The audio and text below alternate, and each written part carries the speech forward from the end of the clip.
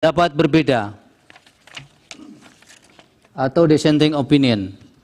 Terhadap putusan Mahkamah Konstitusi aku terdapat pendapat berbeda atau dissenting opinion dari 3 orang hakim konstitusi, yaitu Hakim Konstitusi Saldi Isra, Hakim Konstitusi Eni Nurbaningsih, dan Hakim Konstitusi Arif Hidayat sebagai berikut. Dipersilahkan. Terima kasih Pak Ketua. Saya hanya akan bacakan ringkasan dari dissenting ini. Menimbang bahwa sebelum sampai pada materi pokok atau inti pendapat berbeda atau dissenting opinion, saya akan menguraikan terlebih dahulu berkenaan dengan pemilu yang jujur dan adil sebagai bagian azas atau prinsip fundamental pemilu yang diatur dalam Undang-Undang Dasar 1945 sebagai berikut. Setelah membaca Undang-Undang Dasar 1945 secara komprehensif, dapat dipahami bahwa sistem politik demokrasi yang hendak dibangun adalah demokrasi yang bermartabat dalam kerangka persatuan dan kesatuan bangsa. Untuk itu, Undang-Undang Dasar 1945 menegaskan bahwa pemilu sebagai mekanisme demokrasi harus dijalankan secara jujur dan adil. Hal itu yang menjadi alasan mengapa pasal 22E ayat 1 Undang-Undang Dasar 1945 mengatur azas langsung, umum, bebas, rahasia, jujur, adil, dan berkala setiap 5 tahun sekali sebagai azas pemilu. Norma tersebut merupakan azas atau prinsip dasar kontestasi pemilu yang mesti dilaksanakan agar sistem demokrasi yang dicita-citakan Undang-Undang Dasar 1945 dapat dicapai. Pada saat yang sama juga akan menjadi benteng atau perisai agar demokrasi tidak dibelokkan ke arah sistem politik yang secara esensial bukan sistem politik yang demokratis. Paragraf berikutnya dianggap dibacakan. Berbagai prinsip dan kriteria pemilu jujur dan adil, serta kemungkinan adanya malpraktek yang akan terjadi dalam pemilu sebagaimana telah diuraikan di atas, dapat dipahami tidak cukup sekadar diukur dari aspek aturan dan tersedianya mekanisme penyelesaian masalah hukum pemilu, melainkan juga mencakup aspek kesetaraan hak warga negara dan kontestasi yang bebas serta harus berada dalam level yang sama, same level of playing field. Dengan demikian, persaingan yang bebas dan adil antar peserta dimaknai sebagai suatu kontestasi yang harus dimulai dan berada pada titik awal yang satu level atau sama level. Tak hanya itu, dalam kontestasi, persaingan yang adil dan jujur dipahami pula sebagai upaya menempatkan hak pilih warga negara sebagai hak konstitusional atau constitutional rights yang harus dihormati secara setara tanpa adanya sikap dan tindakan curang di dalamnya. Berdasarkan kerangka teori sebagaimana diulas di atas, maka konsep pemilu jujur dan adil yang dikehendaki Undang-Undang Dasar 1945 dapat dibagi menjadi 2, yaitu pemilu jujur dan adil secara prosedural, serta pemilu jujur dan adil secara substansial. Selanjutnya dianggap dibacakan. Melampaui batas keadilan prosedural, azas jujur dan adil dalam pasal 22E ayat 1 Undang-Undang Dasar 1945 tidak hendak berhenti pada batas keadilan prosedur semata. Jujur dan adil dalam norma konstitusi tersebut menghendaki sebuah keadilan substantif. Bila mana hanya sebatas keadilan prosedural, azas pemilu jujur dan adil dalam Undang-Undang Dasar 1945 tersebut tidak akan pernah hadir. Sebab pemilu pada masa Orde Baru pun berjalan memenuhi segala prosedur yang ada, yang dilaksanakan memenuhi standar mekanisme yang ditentukan dalam Undang-Undang Pemilu ketika itu. Namun secara empirik, pemilu Orde Baru tetap dinilai curang karena secara substansial pelaksanaan pemilunya berjalan dengan tidak fair, baik karena faktor pemihakan pemerintah pada salah satu kontestan pemilu maupun karena faktor praktek penyelenggaraan pemilu yang tidak memberi ruang kontestasi yang adil bagi semua kontestan pemilu. Oleh karena itu, azas jujur dan adil dalam norma pasal 22E ayat 1 Undang-Undang Dasar 1945 menghendaki sebuah keadilan dan kejujuran pemilu yang lebih material. Jujur dan adil yang dikehendaki bukan hanya sekadar sikap patuh pada aturan, melainkan sikap tidak berlaku curang, tidak berbohong, dan tidak memanipulasi atau memanfaatkan celah hukum atau kelemahan aturan hukum yang ada untuk melakukan tindakan yang secara esensial merupakan praktek curam dalam sebuah kontestasi. Artinya, jujur dan adil dalam pemilu yang diinginkan konstitusi mencapai sesuatu yang bersifat hakiki dari arti kejujuran keadilan itu sendiri. Dalam arti, ukuran kejujuran dan adil bukan sebatas melihat dari sisi formalitas prosedural hukum, melainkan juga mencakup aspek yang berada di atas hukum, yaitu etika in casu etika dalam kontestasi pemilu. Etika dimaksud meliputi aspek bagaimana aturan main pemilu dirumuskan, proses pelaksanaan yang tunduk pada sikap jujur dari semua pihak, dan kehendak untuk menahan diri oleh semua pihak untuk tidak memanfaatkan kelemahan hukum pemilu untuk berlaku curang. Pemilu jujur dan adil sesuai dengan kehendak konstitusi adalah pemilu yang diikuti dengan sikap penuh ketulusan dan tidak berbohong, tidak curang, dan tidak memanipulasi dengan jalan apapun. Pemilu jujur dan adil adalah pemilu yang diikuti dengan sikap apa adanya, di mana antara pemilih dan calon yang dipilih sama sekali tidak terikat oleh sebuah praktek transaksi politik yang tidak didasarkan pada sikap dan tindakan yang mencederai kejujuran dan keadilan pemilu, sehingga bermuara pada rusaknya pemilu yang berintegritas. Menimbang bahwa berkenaan dengan semangat untuk mewujudkan azas jujur dan adil tersebut, sebagaimana telah ditegaskan dalam putusan akuo dan telah dipraktekkan serta menjadi pendirian sejak memutus perselisihan tentang hasil pemilu presiden dan wakil presiden 2004, Mahkamah tidak hanya memutus sebatas angka-angka statistik semata. Apabila Mahkamah dipasung dan dibatasi itu hanya menilai atau memeriksa angka semata, sama saja dengan menurunkan derajat amanah konstitusi dalam menjaga nilai-nilai konstitusi atau constitutional values dan prinsip-prinsip demokrasi, democratic principles. Secara empirik, Mahkamah tidak membatasi diri untuk hanya memeriksa dugaan kesalahan penghitungan atau perbedaan selisih suara semata. Dalam hal ini, untuk mewujudkan roh pasal 24 ayat 1 Undang-Undang Dasar 1945, dalam menyelenggarakan peradilan guna menegakkan hukum dan keadilan, Mahkamah tidak memasung dirinya dengan tafsir sempit, hanya sebatas angka. Jikalau Mahkamah memasung dirinya hanya sebatas angka, upaya mewujudkan pemilu berintegritas tidak ubahnya seperti mencari jarum dalam tumpukan jerami. Oleh karena itu, perdebatan perihal apakah Mahkamah hanya berwenang untuk memeriksa perselisihan angka saja harus diakhiri. Sebagai peradilan konstitusi, Mahkamah akan terus dan harus terus berfokus pada memeriksa berbagai persoalan yang dapat memengaruhi hasil pemilu. Selain itu, saya menyadari konstrain waktu dalam proses pembuktian dalam persidangan perselisihan hasil pemilu presiden dan wakil presiden sangat terbatas dan relatif sangat singkat. Oleh karena itu, sebagai seorang hakim saya memandang bahwa karakteristik pembuktian tersebut harus ditempatkan dalam kerangka untuk memberikan atau menumbuhkan keyakinan hakim dengan menggunakan standar yang tidak mungkin disamakan dengan pembuktian material yang ketat menggunakan prinsip beyond a reasonable doubt. Namun demikian, hakim tidak boleh memutus tanpa adanya dasar bukti sama sekali. Akan tetapi seorang hakim konstitusi dapat memutus sepanjang bukti yang ada dan fakta yang diperoleh dalam persidangan masih relevan serta menambah keyakinan pada diri hakim dalam menjalankan fungsi peradilan konstitusi sebagai amanat pasal 24C ayat 1 Undang-Undang Dasar 1945. Menimbang bahwa sekalipun tidak tunduk pada persoalan angka semata, dalam putusan aku, Mahkamah telah menyatakan permohonan pemohon tidak beralasan menurut hukum untuk seluruhnya.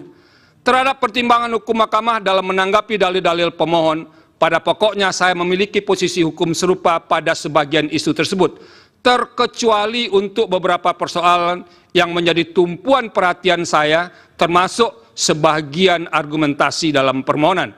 Ada dua hal yang membuat saya mengambil haluan untuk berbeda pandangan dengan pendapat mayoritas majelis hakim, yaitu dalam satu, persoalan mengenai penyaluran dana bantuan sosial yang dianggap menjadi alat untuk memenangkan salah satu peserta pemilu presiden dan wakil presiden.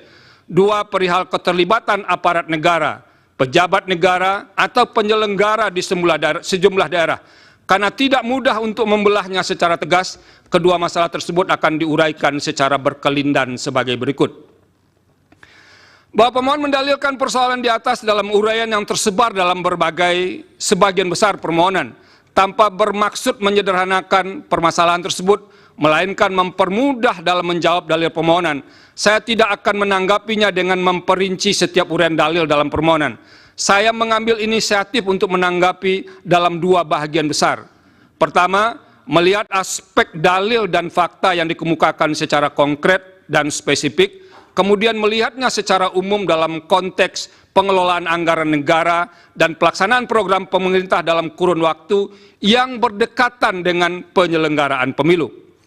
Dalam permohonannya, pemohon mengungkapkan fakta dan kejadian tertentu secara spesifik, yaitu dukungan yang diberikan Presiden terhadap pihak terkait, pasangan calon Presiden dan Wakil Presiden nomor urut 2. Dukungan dimaksud sebagaimana dalil pemohon dilakukan dengan cara mengalokasikan anggaran negara tertentu dan diwujudkan melalui pelaksanaan program pemerintah berupa penyaluran dana bantuan sosial. Ditambahkan oleh pemohon, salah satu mekanisme penyaluran dana bantuan sosial dilakukan dan atau dikemas beriringan dengan kunjungan kerja Presiden ke beberapa daerah. Cara demikian umum pemohon merupakan bentuk kampanye terselubung dan memberi kontribusi besar atau signifikan terhadap penambahan suara pasangan calon Presiden dan Wakil Presiden nomor urut 2. Selanjutnya dianggap dibacakan. Namun demikian, fakta konkret sebagaimana menjadi objek penilaian di atas tidak bisa dilepaskan secara kontekstual atas pengaruh dari unsur-unsur lain yang menimbulkan hubungan sebab akibat. Sebagaimana membaca teks, maka membaca tidak hanya melihat pada huruf mati yang ada di hadapannya, melainkan harus pula mengetahui latar belakang susunan kata dan kalimat untuk dapat memahami makna dari teks dimaksud. Begitu pula halnya dengan membaca sebuah peristiwa. Kejadian itu tidak mungkin berdiri sendiri tanpa ada peristiwa lain yang memengaruhinya. Oleh karena itu, saya akan menilai dalil yang diutarakan pemohon mengenai penyaluran dana bantuan sosial yang dikaitkan dengan pengaruhnya bagi penambahan suara pasangan calon yang mendapat dukungan Presiden secara kontekstual. Hal ini pun sejatinya yang menjadi pertimbangan Mahkamah secara umum dengan mengambil inisiatif untuk memanggil dan meminta keterangan beberapa menteri dalam persidangan. Saya percaya Mahkamah pun ingin menggali lebih dalam terhadap dalil-dalil dan fakta yang diungkapkan oleh pemohon dan memeriksa silang dalil tersebut kepada pihak yang berwenang berkenaan dengan penyaluran dana bantuan sosial dikaitkan dengan unsur-unsur lain yang menimbulkan relasi sebab akibat. Ada beberapa hal penting yang menjadi pertimbangan saya terkait dengan isu penggunaan bantuan sosial untuk menilainya dalam konteks yang lebih umum, yaitu mengenai hakikat keuangan negara atau anggaran negara dan tugas pemerintahan serta pelaksanaan program pemerintah yang diimplementasikan berhimpitan dengan waktu penyelenggaraan pemilu, inkasu tahap kampanye dan pemungutan suara. Yang menjadi persoalan besar dalam kaitan antara penggunaan uang dalam pemilu adalah berkenaan dengan sumber dana tersebut. Jikalau uang yang digunakan peserta pemilu bersumber dari keuangan publik atau anggaran negara, maka derajat persoalan yang harus dihadapi akan bertambah berkali lipat. Sebab penggunaan keuangan negara yang tidak sesuai dan dapat diartikan sebagai penyalahgunaan kekuasaan. Padahal secara konstitusional, hakikat keuangan negara harus dipergunakan bagi kepentingan umum yang sebesar-besarnya kemakmuran rakyat. Pasal 23 ayat 1 Undang-Undang Dasar 1945, tanpa boleh ditunggangi untuk kepentingan yang bersifat pribadi maupun segelintir kelompok. Selanjutnya dianggap dibacakan. Dalam konteks penyelenggaraan pemilu presiden dan wakil presiden tahun 2024, program pemerintah tidak sepenuhnya dapat dilekatkan dengan aspek teoritis dalam konsep political budget cycle, sebab tidak terdapat petahana dalam pemilihan presiden dan wakil presiden.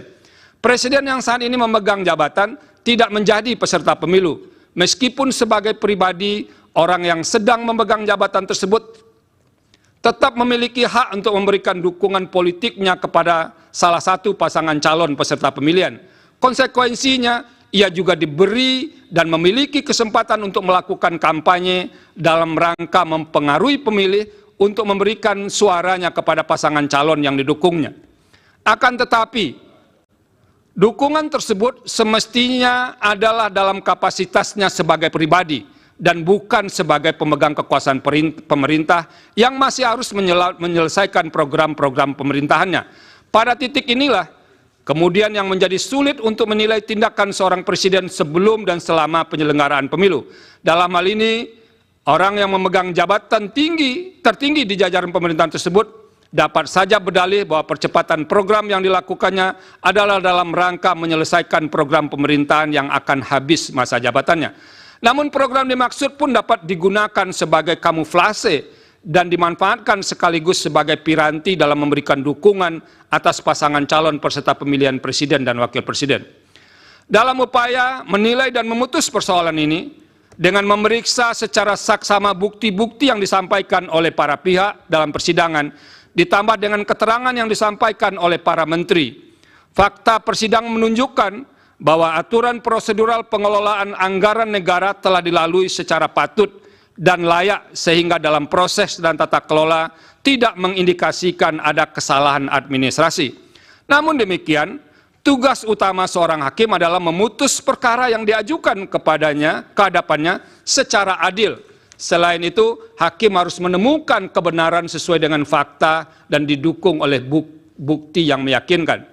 Dalam menjalankan kewenangan untuk memutus perselisihan hasil pemilu presiden dan wakil presiden, pemeriksaan persidangan yang dilakukan mahkamah didominasi oleh karakteristik untuk melakukan penilaian terhadap fakta atau judek faksi. Terlebih apabila dalam dalil-dalil yang diajukan pemohon mengemukakan argumentasi atas terjadinya pelanggaran pada aturan pemilu, fakta tersebut pun sedapat mungkin diukur berdasarkan norma dalam aturan hukum pemilu. Saya meyakini bahwa tidak ada hukum, saya meyakini bahwa tidak ada aturan hukum yang sempurna, terlebih sempurna, kecuali hukum yang dibuat oleh yang Maha Kuasa. Aturan hukum yang disebut amat lengkap dan mengatur secara rinci setiap tindakan manusia hanyalah klaim dari pembentuknya semata. Senantiasa akan ada dan ditemukan celah aturan hukum dan kemudian dapat dimanfaatkan untuk memenuhi kepentingan pribadi dan terlindung dari ancaman pelanggaran norma hukum. Begitu pula halnya dengan hukum pemilu.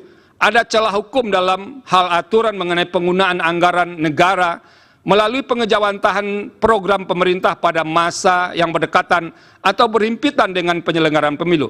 Di samping itu, pada kasus pemilu presiden dan wakil presiden tahun 2024 pun terdapat kekhususan dalam hal posisi presiden yang bukan berstatus sebagai petahana, bukan menjadi pihak yang terlibat sebagai peserta pemilu, melainkan sebagai pihak yang dinilai memberikan dukungan terhadap salah satu pasangan calon.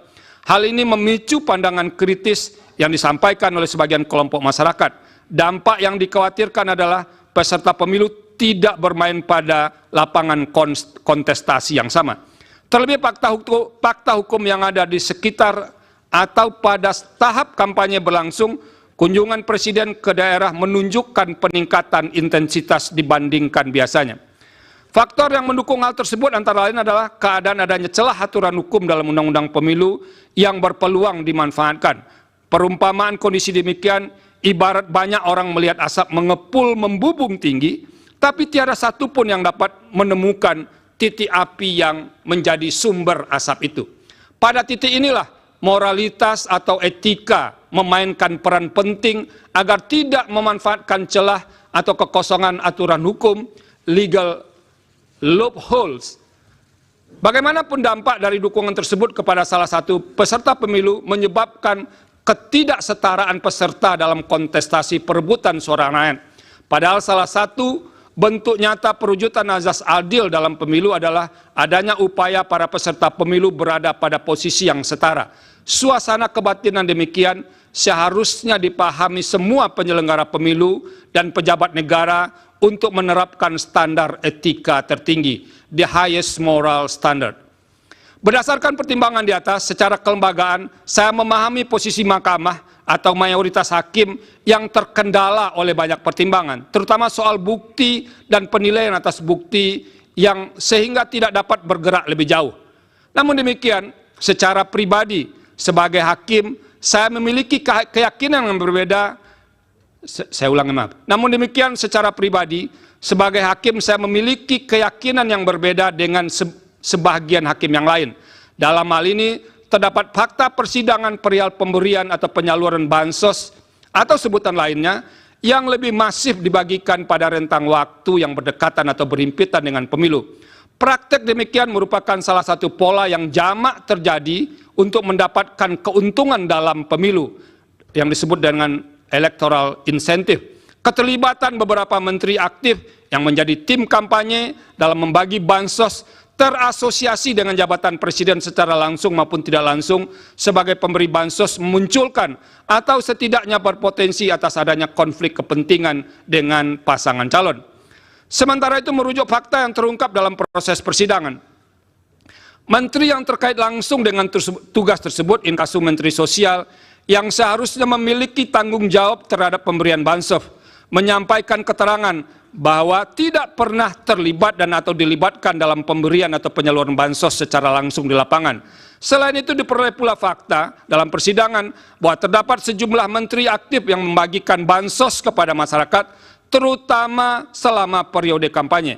Kunjungan ke masyarakat itu hampir selalu menyampaikan pesan bersayap yang dapat dimaknai sebagai bentuk dukungan atau kampanye terselubung bagi pasangan calon tertentu. Padahal ketika kegiatan para menteri membagikan dana bansos atau dana lain yang berasal dari APBN, norma pasal 281 ayat 1 Undang-Undang Pemilu antara lain menyatakan, menteri harus memenuhi ketentuan tidak menggunakan fasilitas dalam jabatannya kecuali fasilitas pengamanan bagi pejabat negara sebagaimana diatur dalam ketentuan peraturan perundang-undangan dan menjalani cuti di luar tanggungan negara. Berdasarkan pertimbangan hukum dan fakta tersebut, pembagian bansos atau nama lainnya untuk kepentingan elektoral menjadi tidak mungkin untuk dinafikan sama sekali. Oleh karena itu, saya mengemban kewajiban moral atau moral obligation untuk mengingatkan guna mengantisipasi dan mencegah terjadinya pengulangan atas keadaan serupa dalam setiap kontestasi pemilu. Terlebih dalam waktu dekat yang hanya berselang berbilang bulan dan akan dilaksanakan pemilihan kepala daerah dan wakil kepala daerah serentak secara nasional. Penggunaan anggaran negara atau daerah oleh petahana, pejabat negara atau oleh kepala daerah demi memenangkan salah satu peserta pemilihan yang didukungnya dapat dimanfaatkan sebagai celah hukum dan dapat ditiru menjadi bahagian dari strategi pemilihan. Dengan menyatakan dalil akuo terbukti, maka akan menjadi pesan jelas dan efek kejut, deterrent efek kepada semua calon kontestan dalam pemilihan kepala daerah dan wakil kepala daerah bulan November 2024 yang akan datang untuk tidak melakukan hal serupa. Dengan demikian, saya berkeyakinan bahwa dalil pemohon terkait dengan politisasi bansos beralasan menurut hukum. Bahwa dalam kaitan dengan dalil di atas, pemohon mengemukakan beragam tindakan yang dilakukan oleh aparat atau penyelenggara negara disertai dengan alat bukti untuk mendukung argumentasinya. Dalam persidangan, termohon telah menyampaikan sanggahan terhadap beberapa dalil yang disampaikan pemohon, dan Bawaslu serta pihak terkait pun telah memberikan keterangan serta bantahan ihwal dalil akuo. Salah satu posisi atau jabatan pemerintah yang kerap muncul dalam fakta persidangan adalah persoalan netralitas penjabat atau PJ kepala daerah dalam proses pemilu. Sebagaimana kita pahami, PJ kepala daerah yang terdapat di sekitar PJ kepala daerah yang terdapat di sekitar tahapan pemilu 2024, ini maaf tolong diperbaiki 2024, termasuk pemilu presiden dan wakil presiden merupakan konsekuensi masa transisi menuju penyelenggaraan pemilihan kepala daerah dan wakil kepala daerah serentak pada bulan November 2024. Sebagai PJ kepala daerah, mereka bukan berasal dari hasil pemilu, tapi ditunjuk oleh pejabat yang berwenang, inkasu Menteri Dalam Negeri atau Presiden. Secara normatif, eksistensi PJ kepala daerah didasarkan pada norma 201 ayat 9, ayat 10, dan ayat 11 Undang-Undang 10 2016. Artinya, pengisian PJ kepala daerah telah direncanakan dan diatur jauh sebelum penyelenggaraan pemilu 2024. Selain berkenaan dengan PJ kepala daerah, kepala desa termasuk salah satu aparatur negara yang kerap didalilkan pemohon, khususnya terkait dengan netralitas aparatur penyelenggara.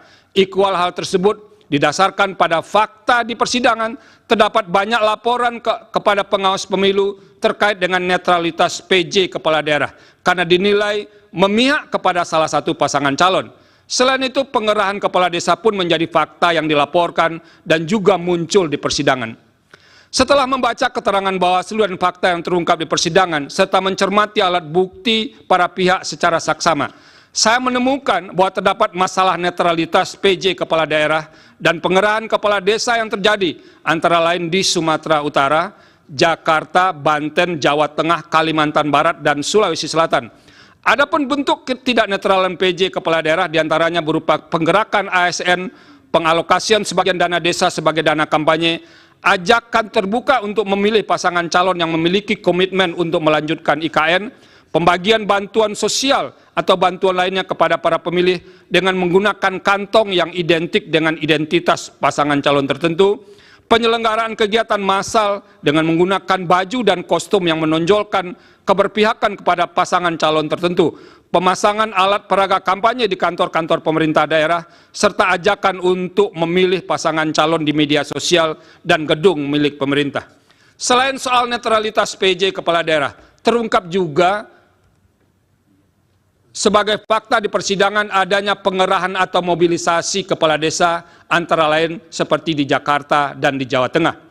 Berbagai bentuk ketidaknetralan tersebut telah dilaporkan kepada Bawaslu dan sebagiannya terbukti. Terhadap laporan yang terbukti tersebut, Bawaslu telah merekomendasikan kepada instansi terkait seperti Komisi Aparatur Sipil Negara untuk menindaklanjuti karena terbukti melanggar peraturan perundang-undangan lainnya. Berkaitan dengan ketidaknetralan tersebut, KSN pernah merilis hasil survei pada Desember 2023 yang menunjukkan bahwa sebagian PJ kepala daerah dinilai belum optimal dalam pengawalan netralitas ASN. Salah satu penyebab utamanya adalah intervensi politik sehingga membuat ASN melanggar netralitas. Sementara itu sebagian laporan yang disampaikan kepada Bawaslu dinilai tidak terbukti karena tidak memenuhi syarat formil atau material. Namun Bawaslu tidak memberitahu kekurang lengkapan syarat dimaksud. Hal demikian sebenarnya dapat dipandang sebagai cara Bawaslu menghindar untuk memeriksa substansi laporan yang berkenaan dengan pelanggaran pemilu. Meskipun demikian, saya berkeyakinan bahwa telah terjadi ketidaknetralan sebagian PJ kepala daerah, termasuk perangkat daerah, yang menyebabkan pemilu tidak berlangsung secara jujur dan adil. Semua ini bermuara pada tidak terselenggaranya pemilu yang berintegritas. Dengan demikian, dalil pemohon aku beralasan menurut hukum. Menimbang bahwa berdasarkan seluruh pertimbangan hukum di atas, dalil pemohon sepanjang berkenaan dengan politisasi bansos dan mobilisasi aparat atau aparatur negara, penyelenggara negara adalah beralasan menurut hukum. Oleh karena itu, demi menjaga integritas penyelenggaraan pemilu yang jujur dan adil, maka seharusnya Mahkamah memerintahkan untuk melakukan pemungutan suara ulang di beberapa daerah sebagaimana yang disebut dalam pertimbangan hukum di atas. Terima kasih. Yang Mulia, Prof. Penny. Terima kasih.